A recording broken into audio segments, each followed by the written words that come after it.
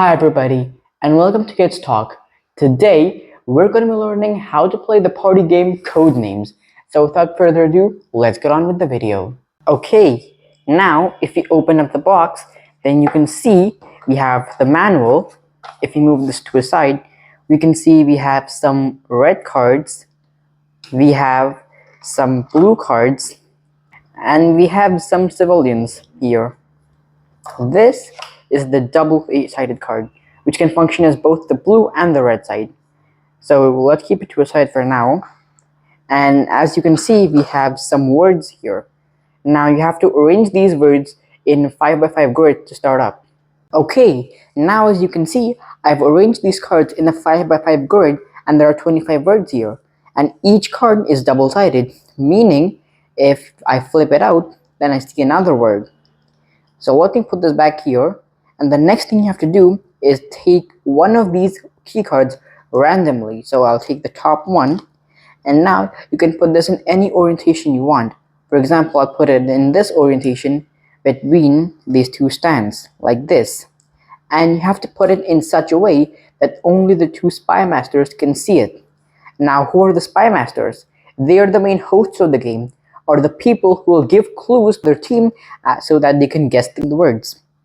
And how they're going to do that, this grid is corresponding to the 5x5 grid here, which means that this word in the corner, that would be palm, is the word for the red team to guess.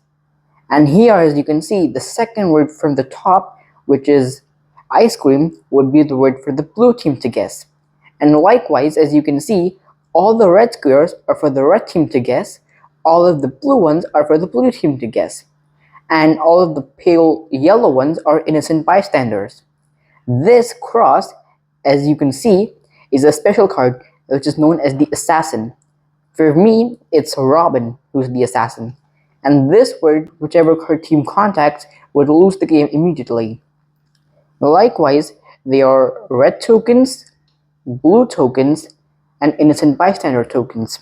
Now, as you can see, in a 5x5 grid, there are 7 innocent bystanders, 1 assassin, and the two teams have to guess 8 words and 9 words respectively. It's not the same.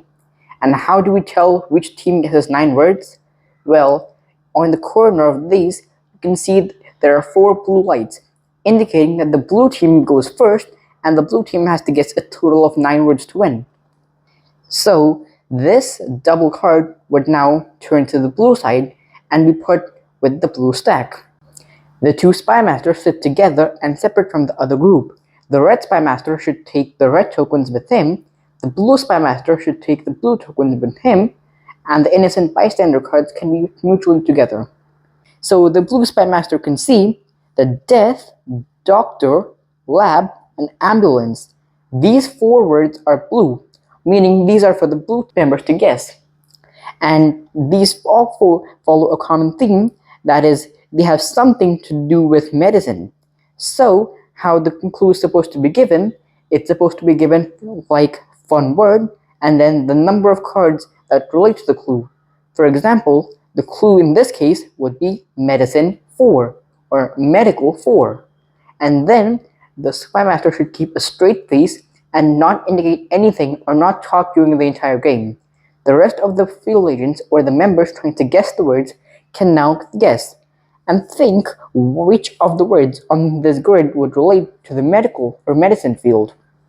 They could guess death, doctor, lab, and ambulance, and an official guess is placed when anyone from that team places a finger on the card. And the number of guesses is the number of words or the number in the clue plus 1. So if the clue would be medicine 4, then the team would have 5 guesses. In this case, if the blue field agents guess death and place a finger on it, then the spy master would take the card and cover it up. This indicates that it was the right answer, and the blue team can continue guessing.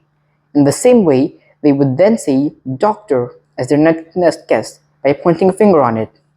Similarly, the agent would then cover the blue card up. And likewise, lab and ambulance would also be covered. Then after their 4 chances are over, the team could guess a fifth guess, or if they fear guessing another else's team's or innocent bystander's card, they could pass. Now, what would happen if the card here would be red?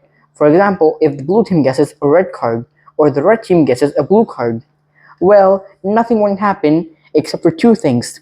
One, their guess would immediately end and the next team would have to guess. And number two, well, it would obviously benefit the next team.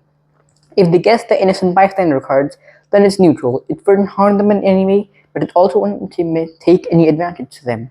Now, as long as the team guessing guesses the correct card, for example, if the blue team guesses the blue card, they can keep going until their guesses don't run out. For example, we had said that the clue was medicine 4, so they could guess their entire 5 guesses, or if, for example, after 3 or 4 guesses, if they guess wrong, whether that's the other team's or if it's an innocent bystander civilian's card, then their team would lose their guess, and the next team would get a chance to guess. Now, this special card is the Assassin card, which is marked by the X here. So that would be Robin, this word. And if any point at the game, any team would be to guess Robin, then this card would be laid over, the game ends, and the team that guessed the Assassin word would immediately lose the game.